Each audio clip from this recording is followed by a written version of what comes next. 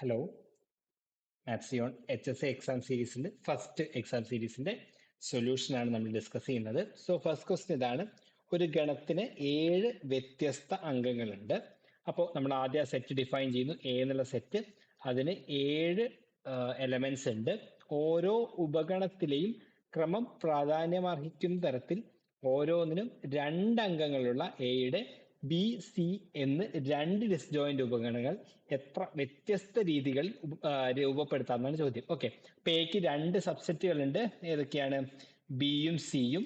ഇതിന്റെ രണ്ടിന്റെയും കാർഡിനാലിറ്റി എന്താണെന്ന് തന്നിട്ടുണ്ട്, 2 ആവുന്ന തരത്തിൽ എത്ര രീതിയിൽ നമുക്കിതിനെ എന്ത് ചെയ്യാം, രൂപപ്പെടുത്തി എടുക്കാമെന്നാണ് ക്വസ്റ്റ്യൻ. ഓക്കെ, അപ്പോ നോക്കൂ, എ എന്നുള്ള സെറ്റാണ്, അതിൽ 7 എലമെന്റ്സ് ഉണ്ട്. ആ 7 എലമെന്റ്സിൽ നമ്മൾ എന്ത് ചെയ്യണം? ബിയും സിയും ഉണ്ടാക്കണം. ആ ബിയും സിയും ഉണ്ടാക്കുമ്പോൾ ബിയിലും സിയിലും 2 എലമെന്റ്സ് ആണ് ഉണ്ടാവേണ്ടത്. ആ 2 എലമെന്റ്സിന് എന്തുണ്ട്?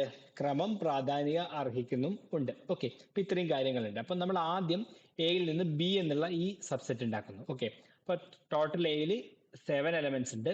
അതിൽ നിന്ന് നമുക്ക് 2 എലമെന്റ് ഉള്ള ഒരു സെറ്റ് ഉണ്ടാക്കണം. സോ അതെന്തായിരിക്കും? 7C2 ആയിരിക്കും. ഓക്കെ, ഇനി ഇൻറ്റു എന്തായിരിക്കണം? സി എന്നുള്ള എലമെന്റും നമുക്ക് എന്ത് ചെയ്യണം? സി എന്നുള്ള സബ്സെറ്റ് ഉണ്ടാക്കണം. അതിൽ 2 എലമെന്റ്സ് ഉള്ള രീതിയിലാണ് എടുക്കേണ്ടത്. പക്ഷെ എന്താണ് പ്രത്യേകത? ഡിസ്ജോയിന്റ് സബ്സെറ്റ് ആണ് അല്ലെ. ഡിസ്ജോയിന്റ് സബ്സെറ്റ് ആണെങ്കിൽ എയിൽ ബി ഉണ്ടാക്കി കഴിഞ്ഞാൽ ഓൾറെഡി എന്തായി? 2 എലമെന്റുകൾ പോയി. ബാക്കി എത്ര എലമെന്റുകൾ ഉണ്ടാവും? 5 ഉണ്ടാവും. സോ 5C2 വന്നു. ഓക്കെ, ഇനി ഓരോ സെറ്റിലും എന്തുണ്ട്? ഓരോ സബ്സെറ്റിലും ബിയിൽ 2 എലമെന്റ് ഉണ്ട്. അതിന് എത്ര രീതിയിൽ നമുക്ക് എടുക്കാൻ വേണ്ടി പറ്റും, അറേഞ്ച് ചെയ്യാൻ വേണ്ടി പറ്റും? 2 ഫാക്ടോറിയലായിരിക്കും അല്ലെ, കാരണം ഇവിടെ ക്രമം പ്രാധാന്യം അർഹിക്കുന്നുണ്ട്. സോ 2 ഫാക്ടോറിയൽ വരും. അതുപോലെ തന്നെ സിയിലും എന്തുണ്ടാവും? 2 ഫാക്ടോറിയൽ വരും. So 7C2 into 5C2 into 2 factorial into 2 factorial. Option D ആയിരിക്കും കറക്റ്റ് വരിക. ഓക്കെ, നെക്സ്റ്റ് ക്വസ്റ്റ്യൻ നോക്കൂ. ചുവടെ തന്നിരിക്കുന്നവയിൽ തെറ്റായ പ്രസ്താവന ഏത്? തെറ്റായ പ്രസ്താവനയാണ് ചോദിച്ചത് അല്ലെ. അപ്പോ നോക്കൂ, ഒന്നാമത്തെ ഓപ്ഷൻ പറയുന്നത് ശൂന്യബന്ധം പ്രതിസമമാണ്. അതായത് നൾ റിലേഷനെ പറ്റിയാണ് നമ്മൾ പറയുന്നത്. ഫൈ എന്നുള്ള നൾ റിലേഷൻ ആണ്. അത് പ്രതിസമമാണ്. അതായത് റിഫ്ലെക്സീവ് ആണോ, സമമിതം സിമെട്രിക് ആണോ, സാംക്രമികോ അല്ലെങ്കിൽ ട്രാൻസിറ്റീവ് ആണോ, ഇതിലൊന്നും അല്ലാത്തതാണോ എന്നാണ് ചോദ്യം. ഓക്കെ, അപ്പോൾ നമുക്ക് ഓരോന്നും എന്താണെന്ന് നോക്കാം. ആദ്യം റിഫ്ലെക്സീവ് റിലേഷൻ എന്ന് പറഞ്ഞു കഴിഞ്ഞാൽ എന്താ? റിഫ്ലെക്സീവ് എന്ന് പറഞ്ഞു കഴിഞ്ഞാൽ ഒരു റിലേഷൻ ആർ റിഫ്ലെക്സീവ് ആവണമെങ്കിൽ on a set A, okay, on a set A R reflexive ആണെങ്കിൽ എന്ത് ചെയ്യണം? A belongs to R for every a in A ആയിരിക്കണം. Okay, for every a in A ആയിരിക്കണം. ഓക്കെ, അതുപോലെ സിമെട്രിക് ആവണമെങ്കിൽ എന്ത് വേണം? സിമെട്രിക് ആവണമെങ്കിൽ ആർ എന്ന് പറയുന്നത് സിമെട്രിക് ആണെങ്കിൽ ഇപ്പൊ a comma B belongs to R implies എന്തായിരിക്കണം? B comma a belongs to R ആയിരിക്കണം. ഓക്കെ, അതായത് if a comma B belongs to R then b comma a belongs to R. A b ആറിൽ ഉണ്ടെങ്കിൽ B A ആറിൽ ഉണ്ടാവണം അല്ലെ. ഇനി transitive എന്ന് പറഞ്ഞു കഴിഞ്ഞാൽ എന്തായിരിക്കും?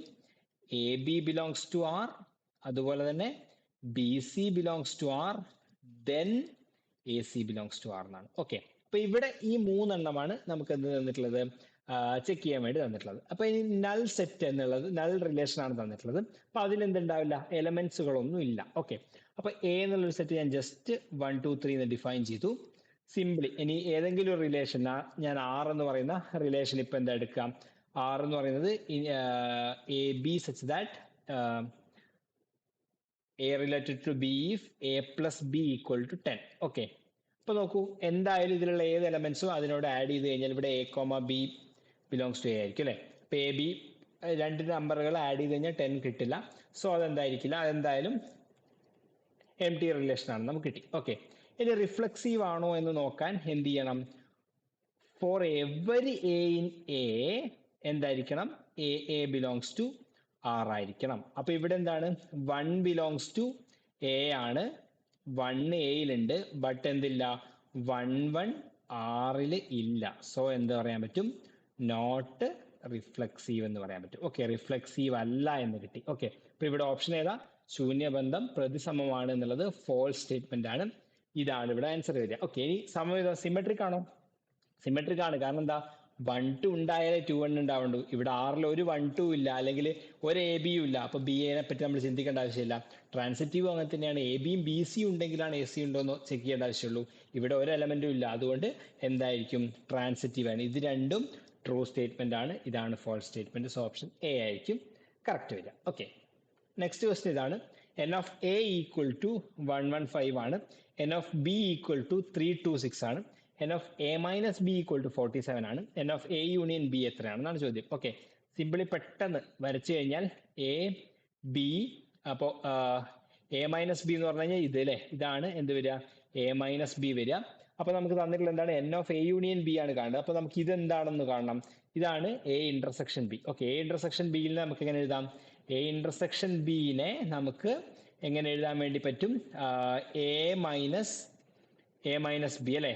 എയിൽ നിന്ന് ഈ ഒരു പാർട്ട് മൈനസ് ചെയ്ത് കഴിഞ്ഞാൽ നമുക്ക് ഈ പാർട്ട് കിട്ടും. ഓക്കെ, അപ്പൊ N of A intersection B എന്ന് പറയുന്നത് എൻ ഓഫ് എ മൈനസ് എന്തായിരിക്കും, N of A minus B ആയിരിക്കും. സോ എൻ ഓഫ് എ എന്ന് പറഞ്ഞാൽ എത്രയാ, 115 minus n of A intersection B എന്ന് പറഞ്ഞു കഴിഞ്ഞാൽ 47 ആണ്. സോ അത് രണ്ടും മൈനസ് ചെയ്ത് കഴിഞ്ഞാൽ നമുക്ക് 68 കിട്ടും. ഓക്കെ, ഇനി n of A union B എന്താണ്, n of A union B equal to n of A plus n of B minus n of A intersection B അല്ലേ. ദാറ്റ് ഈസ് ഈക്വൽ ടു എന്ത് കിട്ടും, 115 plus 326 minus 68 എന്ന് വരും. So ഇത് ചെയ്ത് കഴിഞ്ഞാൽ നമുക്ക് 373 എന്ന് കിട്ടും. ഓക്കെ, സോ ഓപ്ഷൻ എ ആയിരിക്കും കറക്റ്റ് വരിക. ഓക്കെ, ഇനി അടുത്ത ക്വസ്റ്റ്യൻ നോക്കൂ. F from R to R F of X equal to X minus 2 into X minus 3 into X minus 4. ഈ ഫംഗ്ഷൻ 1 ആണോ 1 ആണോ എന്നാണ് ചോദ്യം. ഓക്കെ, ഫസ്റ്റ് നമുക്ക് 1 ആണോ നോക്കാം. 1 ആണെങ്കിൽ എന്താണ്, x1 equal to x2 implies F of x1 equal to F of x2 ആയിരിക്കണം അല്ലെ. അതായത് രണ്ട് ഡിഫറെന്റ് എലമെന്റ്സ്, ഇവിടെ രണ്ട് ഡിഫറെന്റ് എലമെന്റ്സ് ചൂസ് ചെയ്ത് കഴിഞ്ഞാൽ അതിന്റെ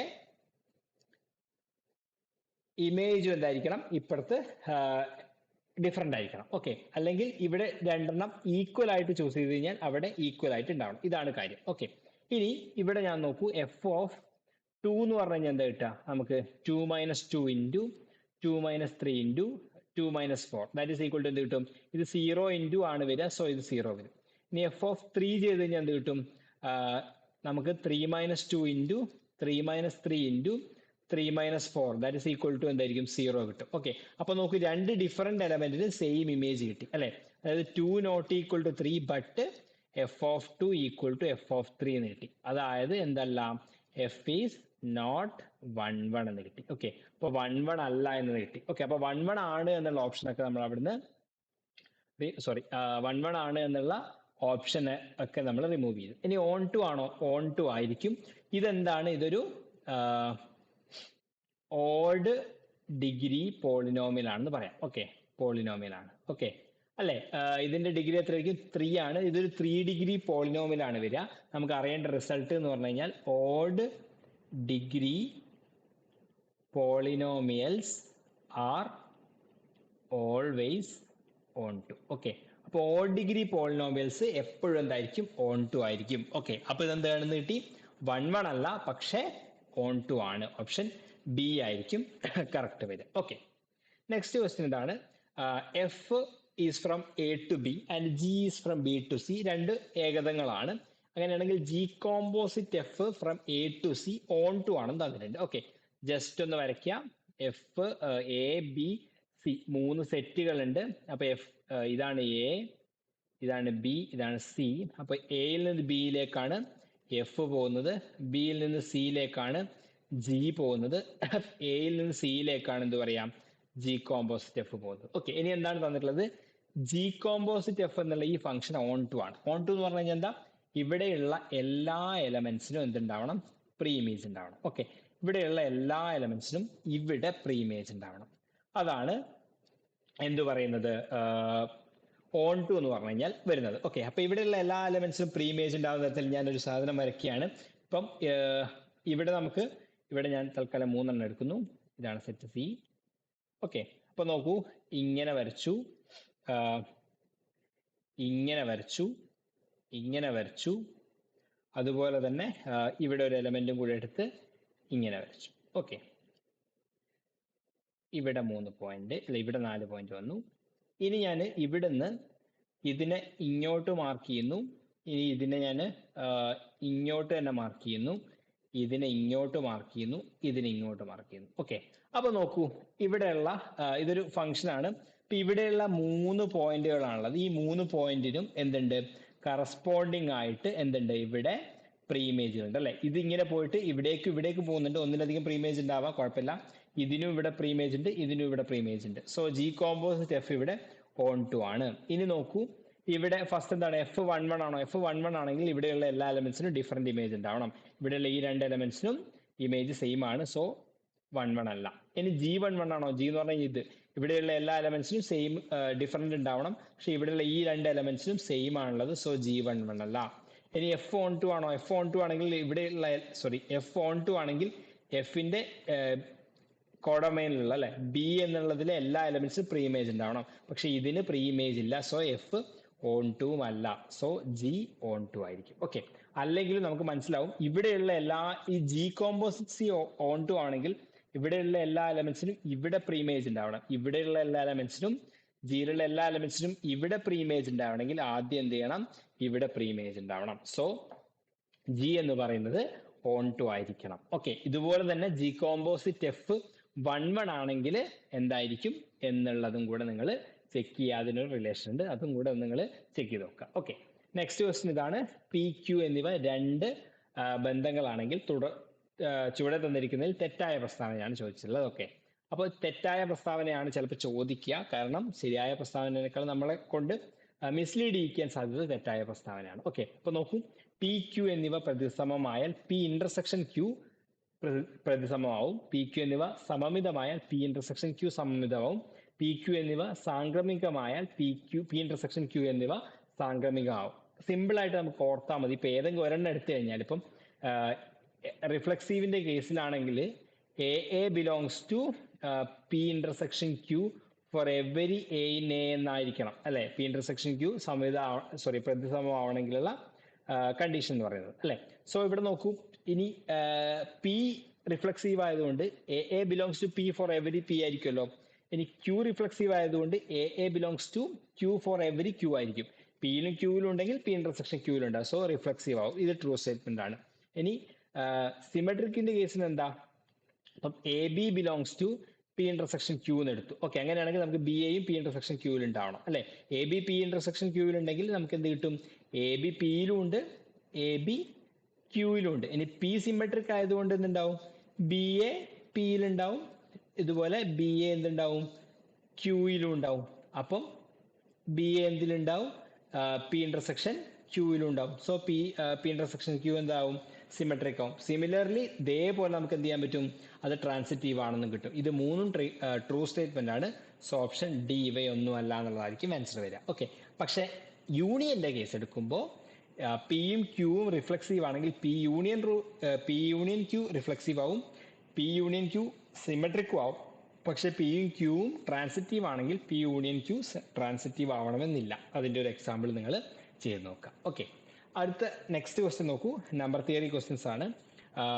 രണ്ട് നമ്പേഴ്സ് തന്നിട്ടുണ്ട്. അതിന്റെ അംശബന്ധം 3:4 ആണ്. അതിന്റെ ഉസാഗ HCF 4 ആണ്. അതിന്റെ ലസാഗു എന്താണെന്നാണ് ചോദ്യം. ഓക്കെ, അപ്പൊ നമുക്ക് അറിയേണ്ട ഒരു കാര്യം എന്താണ്, LCM into HCF equal to A into B. Okay, രണ്ട് നമ്പേഴ്സ് ആണെങ്കിൽ അതിന്റെ LCM-ഉം അതിന്റെ HCF-ഉം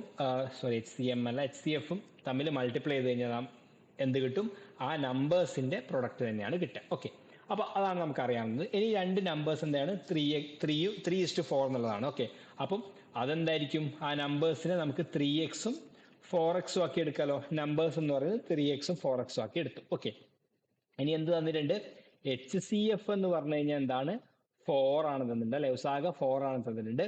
ഉസാഗ 4 ആണെന്ന് പറഞ്ഞാൽ 3x-ന്റെയും 4x-ന്റെയും ഉസാഗ എന്തായിരിക്കും, എക്സ് ആയിരിക്കും അല്ലെ. അപ്പൊ എക്സ് ഈക്വൽ ടു അവിടെ നമുക്ക് എന്ത് കിട്ടും, 4 ആണെന്ന് കിട്ടി. ഓക്കെ, ഇനി എക്സ് 4 ആണെങ്കിൽ നമ്പേഴ്സ് ഏതൊക്കെയാണ്, നമ്പേഴ്സ് എന്ന് പറയുന്നത് 3x4 എന്ന് പറയുന്നത് 12-ഉം 4x4 എന്ന് പറയുന്നത് 16 ആണ്. അപ്പൊ നമ്പേഴ്സ് ഏതൊക്കെ കിട്ടി, 12-ഉം 16-ഉം നമുക്ക് നമ്പേഴ്സ് കിട്ടി. ഓക്കെ, അങ്ങനെയാണെങ്കിൽ LCM into HCF equal to എന്ത് കിട്ടും, LCM into HCF equal to 12 into 16 കിട്ടും. അപ്പൊ നമുക്ക് എന്താണ് കാണേണ്ടത്, LCM ഈക്വൽ ടു എന്ത് കിട്ടും, 12 into 16 divide by HCF. HCF എത്രയാ, 4. അപ്പൊ എന്ത് വരും, 4 കട്ട് ചെയ്ത് കഴിഞ്ഞാൽ 4 ഇൻറ്റു 12 48 എന്ന് കിട്ടും. ഓക്കെ, സോ ഓപ്ഷൻ ഡി 48 ആയിരിക്കും ഇവിടെ ആൻസർ വരിക. ഓക്കെ, അപ്പൊ ഇതിൽ പ്രധാനപ്പെട്ടത് ഇതാണ്. Okay, next question five of 1001. അപ്പൊ 1001 കാണുമ്പോൾ പെട്ടെന്ന് അതൊരു പ്രൈം ആണോ എന്ന് തോന്നും, പക്ഷെ പ്രൈം അല്ല.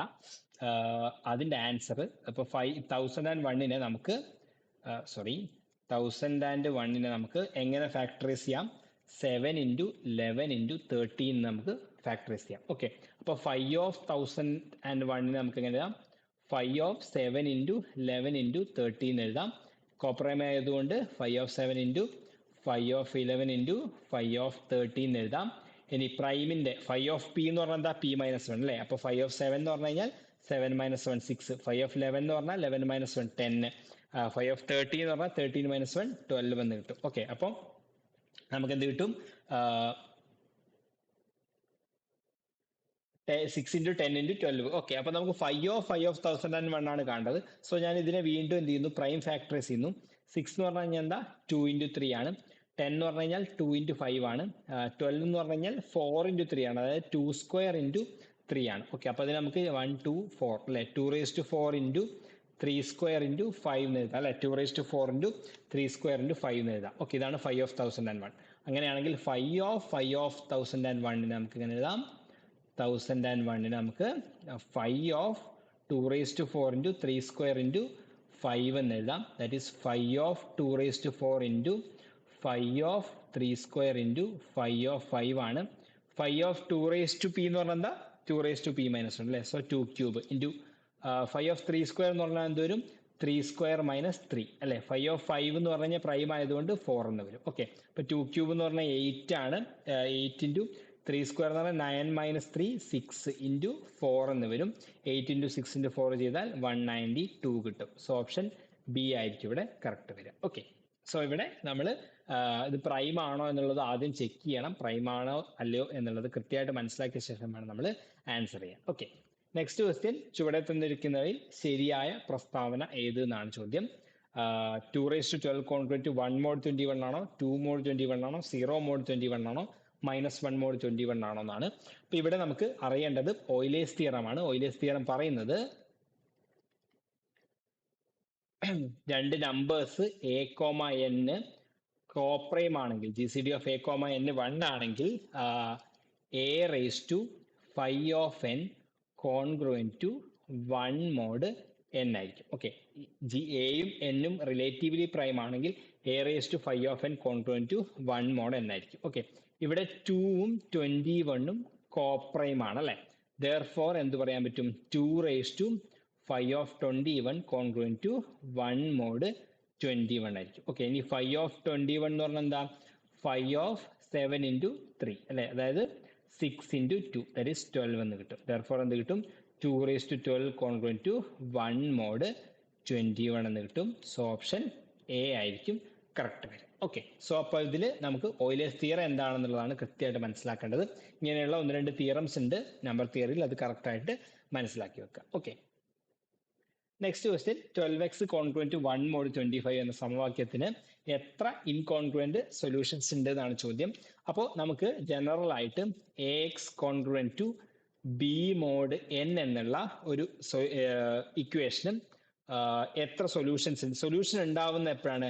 Has a solution if GCD of a, n divides b ആയിരിക്കണം. Okay, GCD of a, n ബിനെ ഡിവൈഡ് ചെയ്യുകയാണെങ്കിൽ മാത്രമേ ഇതിന് സൊല്യൂഷൻ ഉണ്ടാവുള്ളൂ. ഓക്കെ, ഇനി GCD of a, n 1 ആണെങ്കിൽ എന്തായിരിക്കും? യുണീക്ക് സൊല്യൂഷൻ ആയിരിക്കും. ഓക്കെ, യുണീക്ക് സൊല്യൂഷൻ ആയിരിക്കും ഉണ്ടാവുക. Okay, GCD of a, n 1 ആണെങ്കിൽ യുണീക്ക് സൊല്യൂഷൻ ഉണ്ടാവുള്ളൂ. എന്തായാലും 1 ബിനെ ഡിവൈഡ് ചെയ്യല്ലോ. ഓക്കെ, അപ്പൊ ഇവിടെ ഇനി എന്താണ്? 12x congruent to 1 mod 25 ആണ്. സോ നമുക്ക് എന്ത് കിട്ടും? എ എന്ന് പറഞ്ഞാൽ 12 ആണ്, ബി എന്ന് പറഞ്ഞു കഴിഞ്ഞാൽ 1 ആണ്, അതുപോലെ തന്നെ n എന്ന് പറഞ്ഞാൽ 25 ആണ്. GCD of 12, 25 12ഉം 25ഉം എന്താണ്? റിലേറ്റീവ്ലി പ്രൈം ആണ്. സോ എന്തായിരിക്കും? യുണീക്ക് സൊല്യൂഷൻ ആയിരിക്കും ഉണ്ടാവുക. ഓക്കെ, യുണീക്ക് സൊല്യൂഷൻ ആയിരിക്കും. സോ ഓപ്ഷൻ എ ആണ് കറക്റ്റ് വരിക. ഓക്കെ.